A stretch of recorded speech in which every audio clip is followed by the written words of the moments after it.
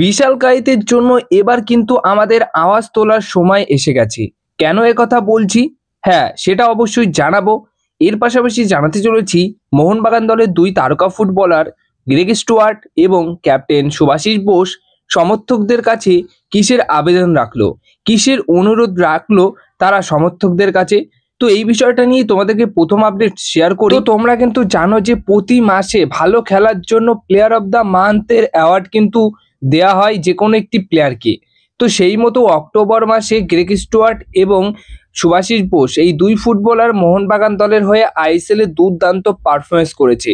তাই player of the month যে অ্যাওয়ার্ডটা রয়েছে অক্টোবর মাসের, সেই অ্যাওয়ার্ডটি পাওয়ার ক্ষেত্রে যে পাঁচজন ফুটবলার এই মুহূর্তে রেসে রয়েছে, সেই পাঁচজন ফুটবলার হচ্ছেন জর্ডান উইলমার গিল, আলেদিন আজেরাই, গুরপ্রীত সিং সান্ধু এবং মোহনবাগান দলের দুই তারকা ফুটবলার ক্যাপ্টেন শুভাশিস বোস এবং গ্রেগ স্টুয়ার্ট। তো এই পাঁচজনের মধ্যেই যে কোনো একজন প্লেয়ার অফ দ্য মান্থের অ্যাওয়ার্ডটি পেতে চলেছে, যেটা অক্টোবর মাসের প্লেয়ার অফ দ্য মান্থ। তো এই কারণটার জন্যই কিন্তু সমর্থকের কাছে একটা বড় অনুরোধ রেখেছে গ্রেগ স্টুয়ার্ট এবং শুভাশিস বোস। সেটা হচ্ছে বেশি বেশি করে ভোট দিতে। হ্যাঁ, বেশি বেশি করে ভোট যদি এই গ্রেগ স্টুয়ার্ট এবং শুভাশিস বোস পায়, তাহলে এই দুজনের মধ্যে যে কোনো একজন কিন্তু পেয়ে যাবে প্লেয়ার অফ দ্য মান্থের অ্যাওয়ার্ড। তাই একটাই কাজ করতে হবে, আইএসএল যে সাইট রয়েছে সেই সাইটে তোমরা যাও, সেখানে গিয়ে গ্রেগ স্টুয়ার্ট এবং শুভাশিস বোস দুজনকে ভোট করো। তোমাদের ভোটে অবশ্যই এই দুই প্লেয়ারের মধ্যে যে কোনো একজন প্লেয়ার কিন্তু আইএসএল প্লেয়ার অফ দ্য মান্থের অ্যাওয়ার্ডটি পেয়ে যেতে পারে। আর তারা ডিজার্ভ করে, মানে তাদের মধ্যে যে কোনো একজন ডিজার্ভ করে। দুজনেই কিন্তু অক্টোবর মাসে দুর্দান্ত পারফরমেন্স করেছে মোহনবাগান দলের হয়ে। এবার সবশেষে যে বিষয়টা নিয়ে আলোচনা করার রয়েছে, যে বিশালকায়িতের জন্য কিন্তু এখন আমাদের আওয়াজ তোলার সময় এসে গেছে। কি নিয়ে আওয়াজ তোলার সময় এসছে সেই বিষয়টা হচ্ছে, দেখো, বেশ কিছুদিন আগে থেকে মোটামুটি দলে জায়গা হয়েছে, ভারতীয় জাতীয় দলে তার জায়গা হয়েছে, স্কোয়াডে তাকে রাখা হচ্ছে। কিন্তু স্কোয়াডে রাখলে কি হবে, তাকে 3 নম্বর চয়েস হিসেবে তাকে রেখে দিচ্ছে কোচ ম্যানুয়েল মার্কোয়েস।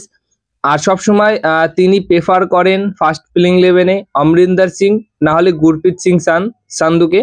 তো সেই অনুযায়ী এবার এটা বাদ দিয়ে এবার কিন্তু বিশালকায়িতকে সুযোগ দেওয়া উচিত। বিশালকায়িত কিন্তু অনেক দিন ধরেই তার পারফরমেন্সের গ্রাফটা ধরে রেখেছে, ভালো পারফরমেন্স করছে এবং আস্তে আস্তে তিনি উন্নতিও করছে।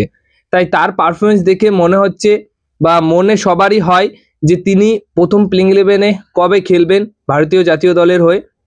তো এখন কিন্তু অবশ্যই এটা কড়া পদক্ষেপ নিতে হবে এবং কঠিন সিদ্ধান্ত নিতেই হবে কোচ ম্যানুয়েল মার্কোয়েস রোকাকে, যে বিশালকায়িতকে প্রথম থেকে খেলানোর একটা সিদ্ধান্ত নিতে হবে।